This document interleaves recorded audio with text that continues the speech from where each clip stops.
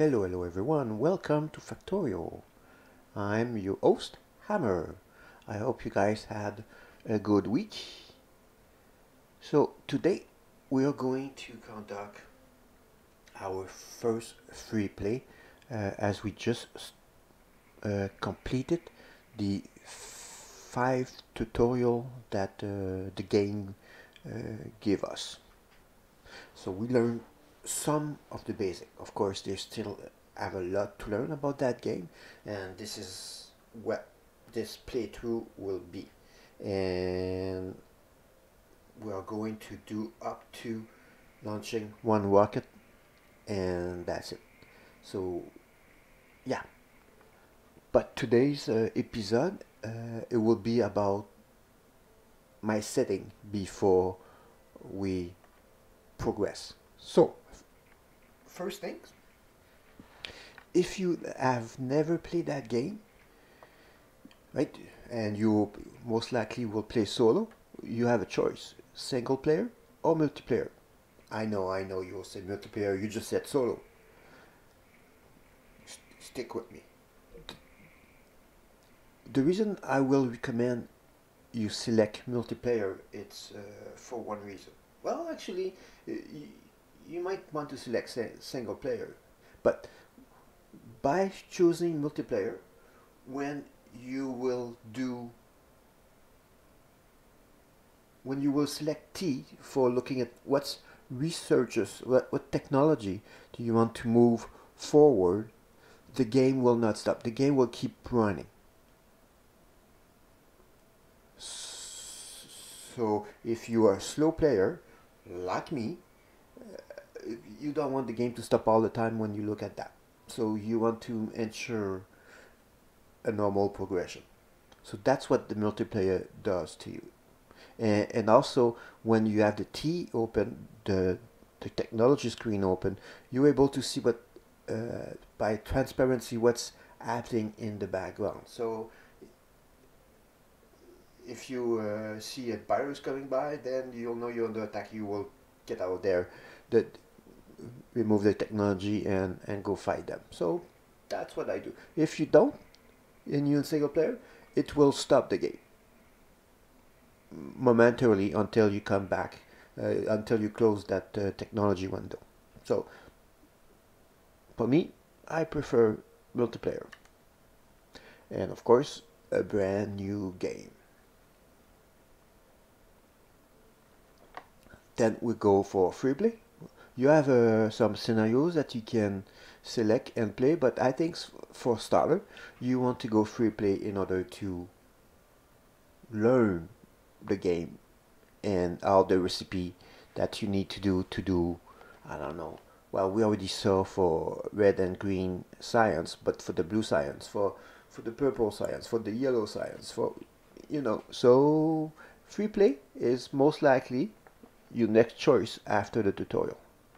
So next, then you have the settings, how you want your map to be. You have some preset over here that you can select. You got the default that set up all your resources to a normal frequency, size, and richness. Same for the terrain, same for the enemy and the advance. So let's look at the resource. So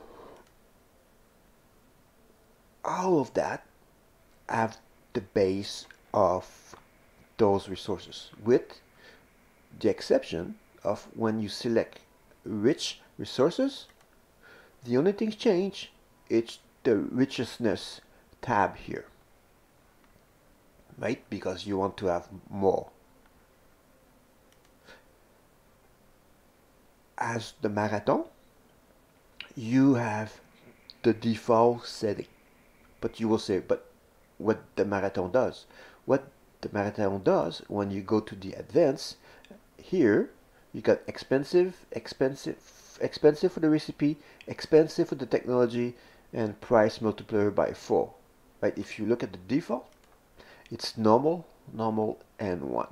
What that does, the recipe, when it goes to expensive, that means if you have a factory, say, for the belt, it take 10 iron plate. Correction, it said 5 iron plate, but the expensive, it might take, I just put the number there, 10 iron plate. Right, so therefore you will need to have a lot of resources. As the technology, you know, if you remember when we selected to research, I don't know, steel, maybe it said you need 10 red science. Now you might need 25 red science. Right, so you need to know what you're doing in order to have select the marathon. The dead wall, same thing. The resource is as the default, but then the enemy tab here has changed. So if you look at the frequencies, look at the size, look at the starting area, and look at the evolution when we select. So I'm the default, and let's get to the dead world. Boom. So you see the enemy base, the frequencies higher, same as the size. So and I will cover individually when I come back. And also the evolution and some enemy expansion numbers has changed. So enemy expansion, yeah. So nah, this, if you choose a dead world, you know what to do because the battle will come and eat you. So dead world marathon is the same thing as the default, except the recipe is, remember, change for expensive. Railroad. So the resources tab has changed. So the frequencies is less frequent, so you will have less. Oh, maybe if I put that there. Yeah. So let's go back to the dead world.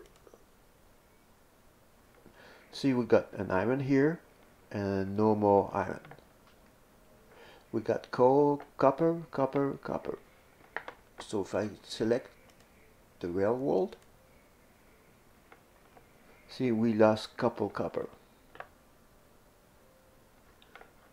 Right, so would that mean the frequencies, you will have less frequencies, patches close by for the same resource, right? So therefore you will have to travel further or more often in order to get your ore patch. But to counterbalance that, you have the size, the patches, it's bigger, right? So you will stay there a bit longer, which is good.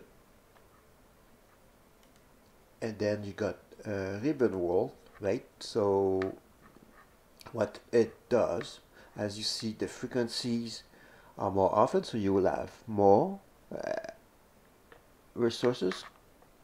The size will be smaller, well, because of the ribbon. As you see, the height is not too great, so you can travel from west to east indefinitely, or east to west indefinitely, but north to south you're restricted. And the richness of the patches, right, are richer. So that's the differences.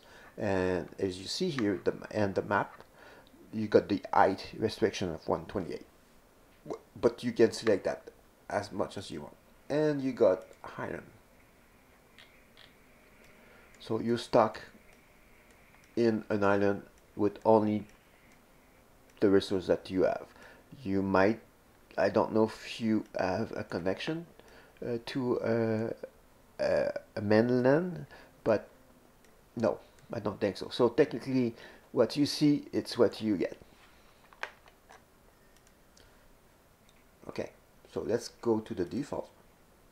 So, resource. Actually, let's start at advanced.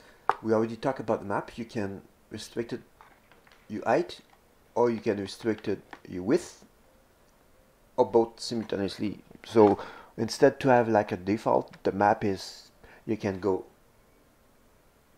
in every direction, and you will never get an end of it. The only the only ways that you will have to stop to play that game is because it's getting so huge that your FPS will be so terrible that you don't want to carry on with that map. As a recipe, as we see, it normal or expensive. I would talk about, so I'm not going to explain more. And same as the technology with the difficulties and the price multiplier. As this research queue availability, you got always, after you finish the game, or never. What that mean? If you remember when we played the tutorial, we selected and activate a technology. When it was done, we have to select another technology to activate it, right? So that's the never. You cannot have more than one technology researching at a time. I remember in the past,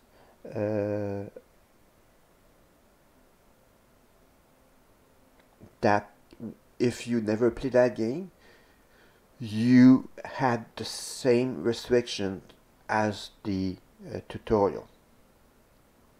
But many people complain, and I'm not sure if they change. And every one of us now, if we've never played, we can select always. If not, then you will have to complete rocket launch in order to have that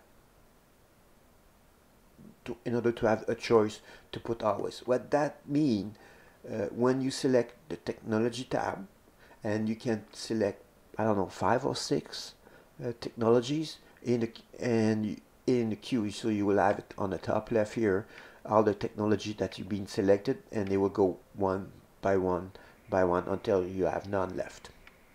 So every players always select always. And then you got pollution. What's the pollution is? You will see when, oh, actually we saw a bit of in the technology collection in the tutorial when we play that. Over here we had the bottom here for pollutions, and we were able to see red cloud spreading, and we know that when the red cloud spread like on top of the biter nest, the biter will kind of eat that pollutions, and they will populate more biters, and they will come and to attack you. So in order to for them not to attack you, if you see the red clouds, the pollution over here, go over there, take them out before they get more, and then they attack you. So you can control that pollution by absorption. The tree, how much the tree can absorb, how much the land can absorb, how much pollution you make with your factories or everything you are creating, right? So you can control that in order to don't spread that pollution fast enough. Usually, I don't change that. I leave the setting they have. I just leave it there. So that's what we will be doing. As the enemy tab,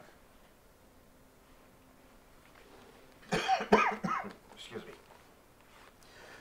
the frequencies, as you'll see, if I increase the frequencies, we got more biterness all over. So if you never played, you don't want to get too much of the biters up there, because you'll be fighting to learn the game, and you'll be fighting them. And as the size, right, you see it increased their nest. So Oh boy, right? So you're almost like in the dead world scenario that we have here. So for us, we will keep some of, because we're learning, we don't want to have too much. So we are going to keep some of them. We'll put the frequencies back to 100, but we will reduce the size to 17.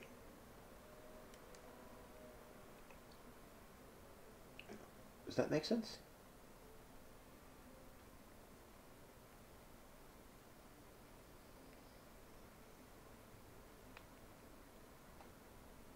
No, 50?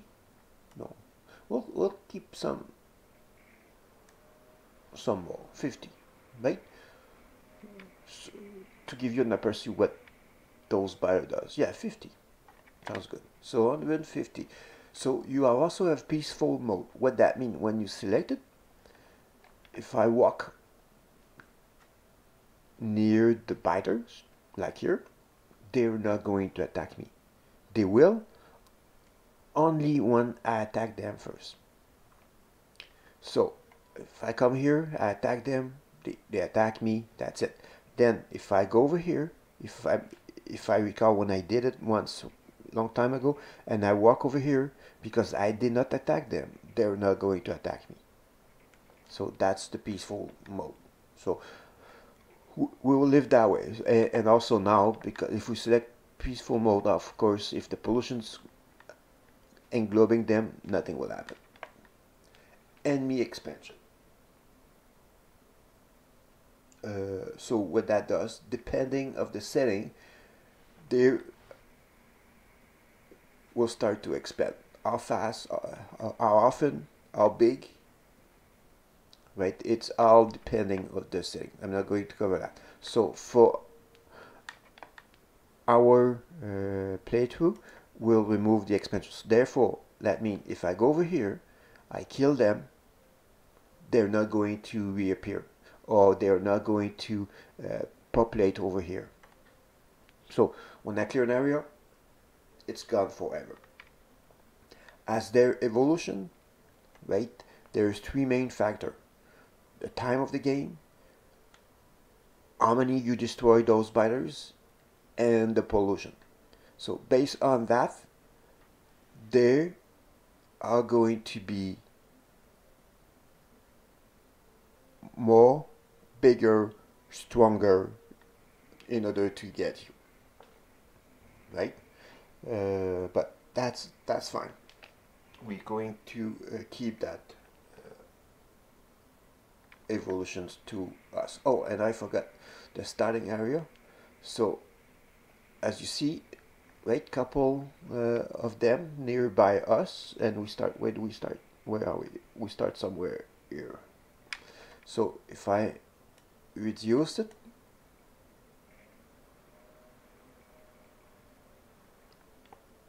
technically they're supposed to get closer. They start closer to you, but I guess because of the frequencies and the size, it didn't affect much about. So let's put the size a bit bigger so we can. Oh, see, we got one there. So if I put the area at 50, they're gone. Right, that's what that does. So the starting area, we just push it away from you. By doing that, that means you have more time to develop your base and researching some military stuff in order to protect and defend yourself, or go to an offensive matters to kill them.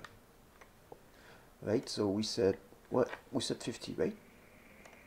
50, 100, and the starting area we'll put at 300. So in order to get some time to do all stuff, and we covered that good.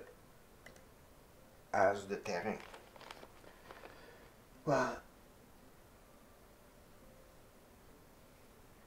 let's start with the obvious.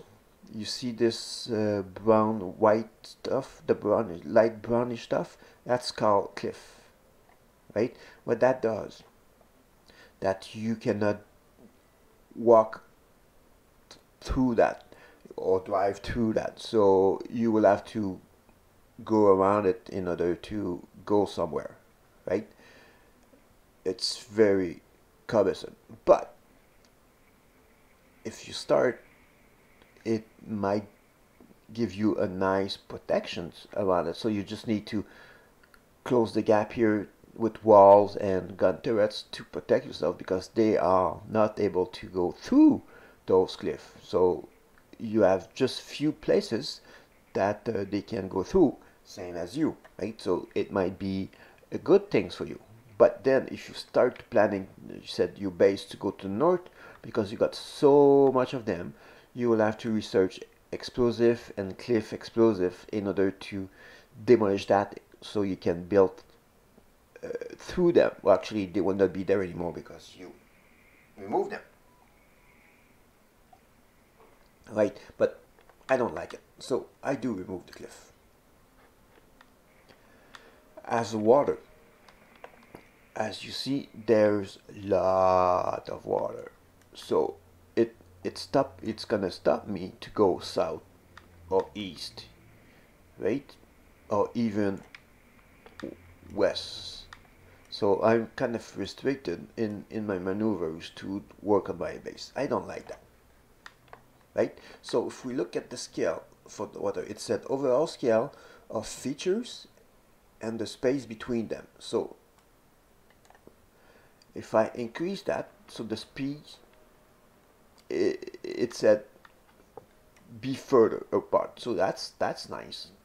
See, I can go now a bit more further south. I can go east and west, also. So it's good as a coverage. If I increase the coverage, let's put as a normal scale, 100. So lower, I don't have much, but then if I go more coverage, yeah, more water, so it cover your map a bit more. Yeah. So what should be our setup? I don't like too much water, right? So if we increase, that's good, but I might start somewhere around here, but I still have too much water to the south. So, and the coverage, so let's remove the coverage to what?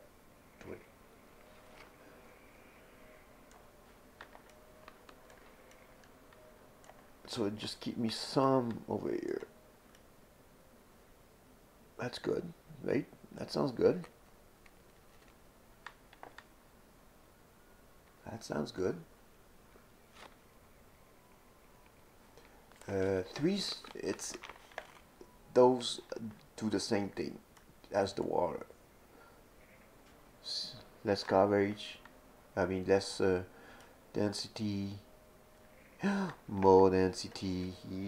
This, if you have a map like that, you'll be chopping and chopping, and you will not progress at all. So be careful of your selection. So let's leave it 100, and if we increase the coverage, wow, this is worse, and this is way better.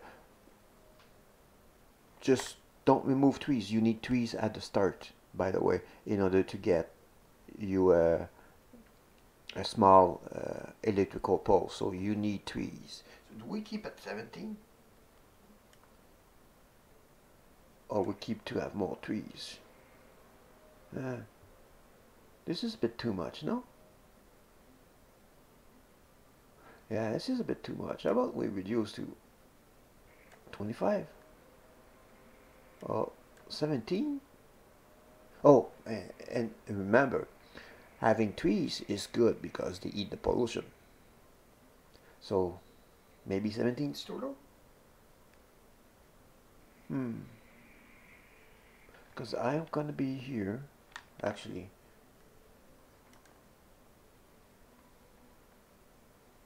Yeah. let's put a decent, just to make sure it eat the pollution. Okay, we cliff moisture in different type. What that does, it control the ground, like moisture. Green is more moistures. The sandpit. So the sandpit does not eat much pollution. So the pollution will expand faster over here. So that's something to think about. And also, if when you walk, the speed's a bit faster than in the greener area, but they will eat more pollution, so the pollution will expand less fast. So that's something to think about.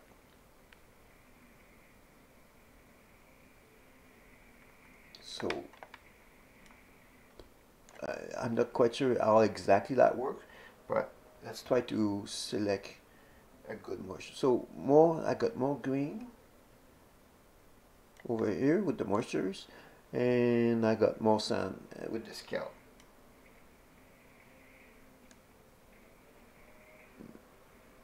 Sure. And if I put, this is more green, this is more sand. So let's put more green with some sand. Yeah, so I'm not quite sure exactly. I've never really. Sometimes some map I was putting scale lower, and then I had more green and more. I don't know how they managed to do this.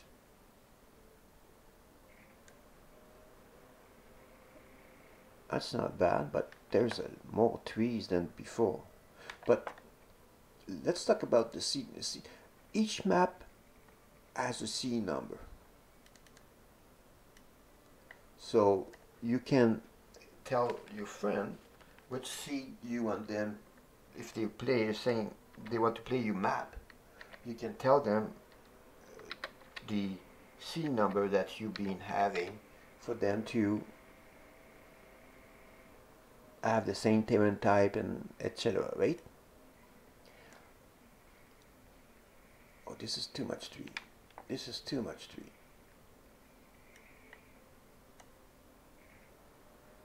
Yeah, much better. Okay, so that's it. Now let's talk about the resource. Oh yeah, and as I said, you tell your friend this is the map number that you're playing, so they can select that. But also, after you've done all your selections of your resource terrain, enemy, advance, and you add the C number, you can import the map stream and share that with them. So what that does, they will get the seeds and all the setup that you have made. So, or you can keep it for yourself for another time. You said, oh, that's this map I did enjoy and I want to use that again. So you can you save the information somewhere in order to recall it. Right, so you said paste, no, correction, back, export. So you got that, right? So you just set copy, and then when you want to put it somewhere, you put to paste it, you Control V, otherwise you will get nothing. Anyway, now let's go back to the resource. So that's the default, and frequencies, as you see, I got more iron. I go back there, less iron. So if I increase the size, see the patch is way bigger. If I decrease the size, my patch is tiny. Right, and the richness, as you see, if I said more richness or less richness, the patch size doesn't change. But what that does, instead, in a square said I got 2,000, if I increase the richness, I might have 10,000. Right, so therefore I will be on that patch for way longer. Right? So the way I like to have a bit more frequencies on the basic iron ore, copper ore, and coal. Right, I like to put 150. The rest, the frequencies, I like to stay at 100. As the size, I do increase every one to 150, with one exception, the uranium. Because I don't use much uranium, I keep it at 100. As richness, yes, I don't like to move, to mine a patch and then move it, and then move, and then move. Right? I like to be steady. So I always put 200 for, for the iron and copper, and same as the crude oil. Right? Because crude oil, yeah, it will be depleted and you will have to move forward to get some more, that's for sure. And now the others, I like to just increase a tiny bit to 150. Right? So we'll start here.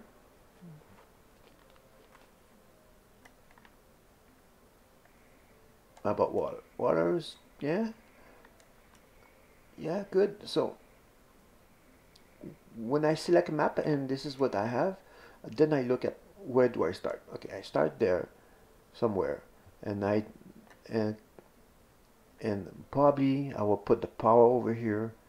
I will probably put an embryo base and do the big base, the starter base there. Right, and then eventually, if you play bigger, then you'll select another area in order to do your mega base. But for us, for this playthrough, as you remember, we are going to just do the embryo base in order to build our starter base. That will be it until we launch that rocket. Okay. Anything else I'm missing, guys, or that I need to correct myself? No? Good. So, oh yes, one thing we need to do, because all the setting is done, we are going to copy and we're going to save it somewhere over here. And Control V. Done. So what I will do, I will put below the video so you can have access to it. Okay. And one more things I like to do, if I can find it, snipe. Is this snipe? Nope. Sorry guys. I need snipe. I need cancel. Get down. What I want to do is to take a picture of the map. Right, so I will have an indication of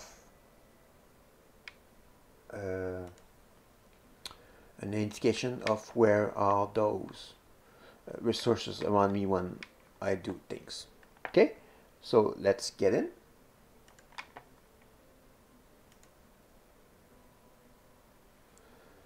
Oh yeah, multiplayer, because you probably never played before. If you deselect it, make sure those one are unchecked. Otherwise, if you're in public, people will see that you're playing this. They will go in your map and they might change things around you.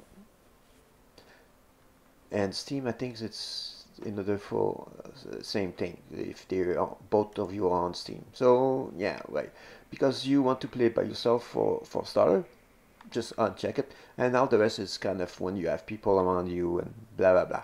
But I will recommend that you keep the save setting for 5 minutes, right? In order to, if you have a crash, you have a somewhere to start. Not, oh man, I've been playing for 3 hours and I have no more. I did not have any save, so I have to start again. So at least you would be within the 5 minutes.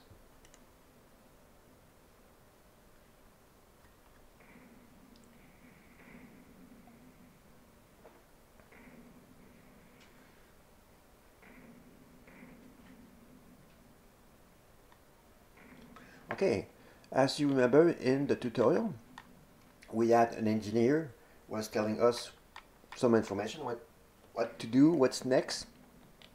But this is Freeplay, so we excuse me, we don't have that. So we are the engineer. We are selecting our course of action, what we want to do next. If you remember also in the tutorial, I said don't forget when you start a map, select add on your keyboard in order to see what you have in your containers or factories, and also the direction of your inserters, etc. Right? So it's very important to do. And then we will be starting. We'll go south to our resources, and then power over here, your inventory over here, and up we go. So that's it for today, and we shall see you next week. In the meantime, have fun, fly safe, or drive safe.